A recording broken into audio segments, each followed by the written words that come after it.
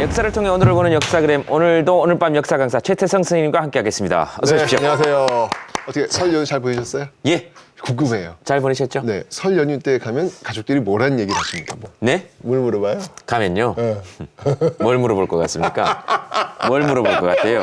늘 짐작하시는 질문이 있겠지만 그렇죠. 그 얘기는 하지 않도록 하겠습니다. 예, 그 얘기는 하지 않도록 하겠습니다. 근데 네. 이제 이렇게 개인적인 이야기도 있지만 정치 이야기도 많이 하시잖아요. 그렇죠, 그렇죠. 함께 설민심 모인 자리에서 뭐 이런 그렇죠, 얘기 그렇죠. 그래서 하잖아요. 네. 이제 설민심 뭐 또는 뭐 밥상민심 뭐 이런 얘기를 하는데 네. 오늘 주제가 바로 이 밥상민심과 좀 관련이 있거든요. 네. 영상 한번 보도록 하겠습니다. 네.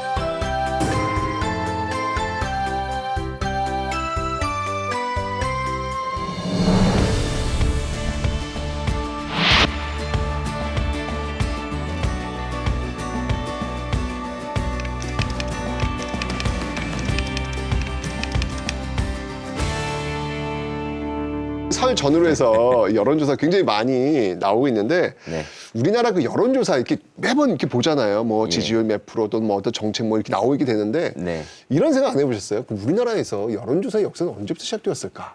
실제로 여론조사가 있었을까요? 왜냐하면 왕이 다스리는 나라였으니까. 그쵸. 과인의 뜻대로 하라. 그러니까요. 뭐 이런 거 예, 나오죠. 좋습니다. 자, 그래서 제가 첫 번째 해시태그 네. 답을 드리겠습니다. 최초로 여론조사 실시한 세종. 그렇죠. 세종. 그렇죠. 예측하셨죠? 네. 예, 예. 이 세종이 왜 여론조사를 했냐면 쉽게 말씀드리면 세법, 네. 세금 제도를 좀 개편하기 위해서 여론조사 실시해요. 당시에 세금을 어떻게 얻었냐면 관리가 농사 짓는 곳에 직접 가서 둘러봐요. 둘러보고 농사 잘 지었어? 잘 지었으니까 이만큼 얻어갈게. 이거 어떤 문제가 발생할까요? 관리가 대충 보고 눈대중으로 친한 집은 좀 덜 걷고. 그렇죠. 이런 어떤 주관적인 어떤 그 문제점들을 좀 해소하기 위해서 세종이 이건 좀 아닌 것 같다라고 해서 제안을 한 거예요. 기준을 좀 부여하는 거예요. 토지의 등급을 일단 나눈 다음에 네. 그 해의 풍흉을 정부가 결정하는 거예요. 그렇지. 네. 올해는 해야죠. 풍년, 올해는 흉년. 이 기준을 정해가지고 그에 따라서 세금을 걷자라는 제안한 거죠. 그러니까 쉽게 얘기하면 앞에서 이야기했던 방식은 사람에 의해서 세금을 걷는 방식이고 네. 세종이 제안한 방식은 시스템에 의해서 세금을 걷는 방식. 그 시스템 속에 사람이 개입할 수 있는 여지를 최소화시킨다는 그렇죠, 장점이 그렇죠. 있는 거예요. 반응이 어땠을까요? 반응이 또 뭐 예측한 대로, 예측한 대로. 좋아하는 네. 분도 있었겠지만 한쪽에 그걸로 이득을 얻는 세력들이 있었을 거 아니에요. 이들 얻는 사람이 다 대부분이 관료들일 거 아닙니까? 관료들이니까 대부분 네. 있었으니까 전하 이렇게 하다가는 나라가 망하고 관료들의 위신이 떨어지며 지금의 모습이나 옛날의 모습이나 똑같아요. 네. 비슷해요. 그 역사입니다. 네. 어쨌거나 이렇게 이제 반대, 지금 얘기하시는 그 반대 올라오는 거예요. 네. 그리고 또 이제 새로운 제도 실시에 대한 또 거부감도 분명히 있잖아요. 네. 분명히 그런 두려움도 있잖아요. 이런 것들이 맞물려 들어가면서 이제 반대 상소가 이제 막 올라온 거죠. 이거 네. 세종이 고민을 하는 거예요. 고민하다가 그러면 예. 직접 물어보자. 직접 물어보자. 네, 직접 물어보자.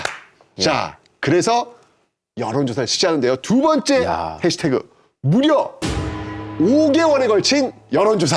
아니 근데 이때 여론조사 기관이 있는 것도 아니고 네. 조사 자체도 어려울 거고 그렇죠. 이거를 어떻게 합니까? 이때요. 일단 이 어명을 어떻게 내리냐면 이렇게 내립니다. 이 세종 12년 예. 1430년 기억하세요? 1430년. 네, 일단 잠깐만 기억해 주세요. 알겠습니다. 그다음에 기억하죠. 잊어버리셔도 돼요. 예. 이 1430년에 이런 어명을 내립니다. 정부 6조는 물론 네. 각 관사, 서울 안의 전현직 관리, 각도의 감사, 수령 및 관리로부터 여염의 빈민에 이르기까지 모두 가보를 물어서 아뢰게 하라. 예. 여론조사하는데 무려 5개월이나 엄청난 시간을 이제 걸리게 되는데 17만 명이 참여했다. 이거 다 물어보고 17만 명 물어보고 찾아다니면서 네, 이 17만 명 다 물으러 다니는 것도 정말 대단하다라는 그런 생각이 듭니다. 조선 백성이 약 69만 명, 그 중에서 약 4분의 1인 17만 명이 참여했다. 이건 뭐 일종의 지금의 어떤 국민투표? 그렇죠. 라고 해도 과언이 아니다. 라고 볼 수 있는 건데 그래서 제가 이제 전무후무한 와. 이런 어떤 그 여론조사가 아닐까라는 그 이야기를 드리는 건데 결과가 나옵니까? 나옵니다. 예, 자, 결과가. 5개월 후 아. 반대 7만 4천여 명, 14,000명. 찬성 9만 8천 명, 찬성 98,000명. 57% 찬성, 네. 43% 반대. 이거 통과된 거 안 된 거예요? 통과된 된 거죠. 거잖아요. 그럼 공법이 도입되는 거죠. 돼야죠. 공법. 그런데 여기서 세종이 좀 달라요. 이때 분명히 50대 43으로서 세종의 의견에 찬성표가 더 많이 나왔잖아요. 네. 근데 세종은 주저합니다. 왜 주저했냐면 43%. 왜 43% 반대했지? 네. 이 사람들의 이유는 뭔데? 뭐가 문제인데? 이 세종은 43%가 반대했다면 뭔가 이유가 있을 것 아니냐? 네. 라고 하면서 이때부터 끊임없이 논의를 이어갑니다. 결국은 공법을 실시하는데 이게 언제 실시하냐면 예. 아까 몇 년이라고 그랬어요 제가? 여론조사 출발 시작이? 세종 12년 1430년. 그렇죠. 1230년. 네. 그리고 나서 1444년에 실시합니다. 야, 몇 년 걸렸죠? 14년이 걸리네. 14년. 1444년. 그러니까 14년 동안 고민하고 토론하고 도출해내려는 결론을 도출하는 그 노력이 이야. 있었던 거예요. 이거 정말 대단하지 않습니까? 그러니까요. 네. 50대 43의 결론이 났음에도 불구하고 그 이후로도 계속해서 고민을 하다가 그렇죠. 결국 시행을 하는 것은 1430년에 시작해서 1444년에 맞습니다. 이 보완을 거친 후에 그렇죠. 그때 가서 추진하는 군요.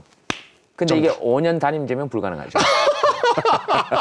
근데 이때가 또 그것도 있기는 하네요. 근데 어쨌든 그때의 시스템 하에서 이런 걸 물었다는 것은 대단한 거죠. 그렇죠. 무엇보다도 네. 저는 이 여론조사의 의미에 대해서 한번 좀 우리가 좀 생각해 볼 필요가 있을 것 같아요. 네. 우린 여론조사하면요. 늘 그 숫자에 집착을 해요. 승패를 짓는다고 생각하죠. 예.